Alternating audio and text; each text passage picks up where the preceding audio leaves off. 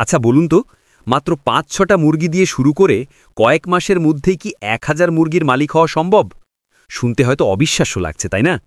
কিন্তু যদি বলি সঠিক পরিকল্পনা আর একটুখানি পরিশ্রম করলে এটা একেবারেই সম্ভব। আজ আমি আপনাদেরকে এমনই এক সাধারণ খামারির গল্প শোনাব, যিনি এই অসম্ভবকে সম্ভব করেছেন। তার সেই গোপন ফর্মুলা আপনার খামারের ভবিষ্যতও কিন্তু বদলে দিতে পারে। তাই ভিডিওটা শেষ পর্যন্ত দেখুন আর জেনে নিন শূন্য থেকে হাজারপতি হওয়ার সেই ম্যাজিক কৌশলগুলো।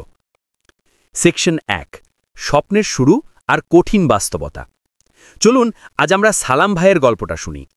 আর ১০ জন সাধারণ মানুষের মতোই তারও একটা স্বপ্ন ছিল, নিজের পায়ে দাঁড়ানোর, নিজে কিছু একটা করার। কিন্তু হাতে পুঁজি কম, আবার তেমন কোনো অভিজ্ঞতাও নেই, তাই বড় কিছু করার সাহস পাচ্ছিলেন না। অনেক ভেবেচিন্তে শেষমেশ তিনি দেশি মুরগি পালনের সিদ্ধান্ত নিলেন। কারণ দেশি মুরগি পালনে খরচ কম আর এদের রোগবালাইও বেশ কম হয়। কিন্তু বাস্তবে কাজটা শুরু করতে গিয়েই তিনি একটা বড় ধাক্কা খেলেন। পুরনো পদ্ধতিতে মুরগি পালতে গিয়ে দেখলেন মুরগির ওজন বাড়ছেই না, ডিমও দেয় খুব কম, আর নানা রোগে কারণে অকারণে বাচ্চা মারা যাচ্ছে। তিনি বুঝে গেলেন এভাবে চললে তো লাভের মুখ দেখা দূরের কথা, আসল টাকাটাই জলে যাবে। ঠিক তখনই তিনি ঠিক করলেন, না, এভাবে নয়, এই সমস্যার সমাধান করতে হবে আধুনিক আর বিজ্ঞানসম্মত উপায়। আর সেখান থেকেই শুরু হলো তার ঘুরে দাঁড়ানোর গল্প। সেকশন ২, ম্যাজিক ফর্মুলার প্রথম ধাপ, জাত বাছাইয়ের কৌশল। সালাম ভাই প্রথম যে কাজটা করলেন সেটা হলো সঠিক জাত বাছাই।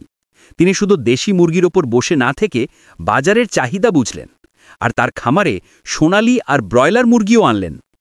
দেশি মুরগি, আপনারা তো জানেনই, দেশি মুরগির মাংস আর ডিমের কদরই আলাদা, দামও সবসময় বেশি পাওয়া যায়, আর রোগ প্রতিরোধ ক্ষমতা বেশি হওয়ায় এদের নিয়ে চিন্তা কম। সোনালি মুরগি, এই মুরগিটা দেখতে দেশি মুরগির মতোই, কিন্তু এদের ওজন বাড়ে অনেক তাড়াতাড়ি, বাজারে এর চাহিদাও প্রচুর। ব্রয়লার, মাংস উৎপাদনের জন্য ব্রয়লারের কোনো তুলনাই হয় না। ভাবুন, মাত্র ৪০-৪৫ দিনেই এদের ওজন ১.৫ থেকে ২.৫ কেজি হয়ে যায়। মানে বিনিয়োগের টাকা দ্রুত তুলে আনার জন্য এটা একটা সেরা উপায়। তিনি একটা দারুণ মডেল তৈরি করলেন। মাংসের জন্য রাখলেন ব্রয়লার ও সোনালি, আর ডিম ও মাংস দুটোই পাওয়ার জন্য রাখলেন দেশি মুরগি। এই মিশ্র খামারই ছিল তার সাফল্যের প্রথম ধাপ।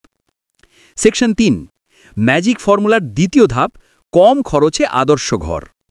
সালাম ভাই জানতেন মুরগিকে সুস্থ রাখতে একটা ভালো ঘরের কোনো বিকল্প নেই, তাই তিনি খুব কম খরচে কিন্তু দারুণ কার্যকর একটা ঘর তৈরি করলেন।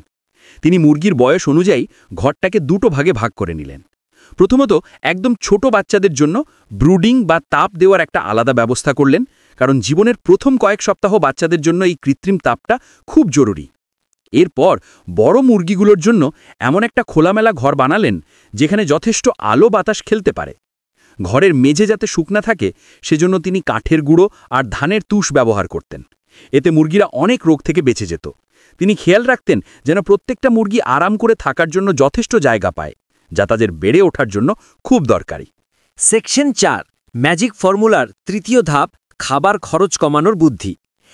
একটা খামারের মোট খরচের সিংহভাগই কিন্তু চলে যায় খাবারের পেছনে, আর এখানেই সালাম ভাই আসল বুদ্ধিটা খাটালেন। তিনি বাজারের কেনা খাবারের ওপর পুরোপুরি ভরসা না করে নিজেই কম খরচে পুষ্টিকর খাবার তৈরির একটা উপায় বের করলেন।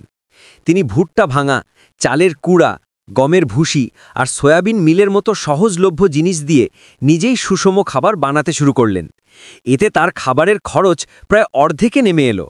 এছাড়াও তিনি মুরগিকে সব সময় বিশুদ্ধ পানি দিতেন আর খাবারের পাত্রগুলো ঝকঝকে পরিষ্কার রাখতেন। এই ছোট ছোট বিষয়গুলোই মুরগিকে সুস্থ রাখতে আর হজম শক্তি ঠিক রাখতে সাহায্য করেছিল। সেকশন ৫, ম্যাজিক ফর্মুলার চতুর্থ ধাপ, রোগের বিরুদ্ধে সুরক্ষা। সালাম ভাইয়ের মূল মন্ত্র ছিল একটাই, অসুখ হওয়ার পর চিকিৎসা করার চেয়ে অসুখ যাতে না হয় সেই ব্যবস্থা করাটা আসল কাজ। তিনি জানতেন একবার খামারে রোগ ঢুকে পড়লে তা সামলানো কতটা কঠিন আর খরচের ব্যাপার, তাই তিনি শুরু থেকেই রোগ প্রতিরোধে সবচেয়ে বেশি জোর দিয়েছিলেন। তিনি নিয়ম করে খামার পরিষ্কার করতেন আর জীবাণুনাশক ছিটিয়ে দিতেন। খামারে যেন বাইরের লোক বা অন্য পশুপাখি হুট করে ঢুকে না পড়ে সেদিকে কড়া নজর রাখতেন। আর সবচেয়ে জরুরি যে কাজটা করতেন তা হলো সময় মতো টিকা দেওয়া। রানীক্ষেত, গামবড় বা বসন্তের মতো সাধারণ রোগগুলোর টিকা তিনি নিয়ম মেনে দিতেন। তিনি এটাও নিশ্চিত করতেন যে শুধু সুস্থ মুরগিকেই টিকা দেওয়া হচ্ছে, কারণ অসুস্থ মুরগির শরীরে টিকা ঠিকমতো কাজ করে না। এই সাবধানতার কারণেই তার খামারে মুরগির মৃত্যুহার প্রায় শূন্যে নেমে এসেছিল। সেকশন 6, সফলতার জীবন্ত প্রমাণ। এই 4টি সহজ কিন্তু কার্যকর ফর্মুলা কাজে লাগিয়ে সালাম ভাই মাত্র কয়েক মাসেই তার খামারকে একটা লাভজনক প্রতিষ্ঠানে পরিণত করলেন।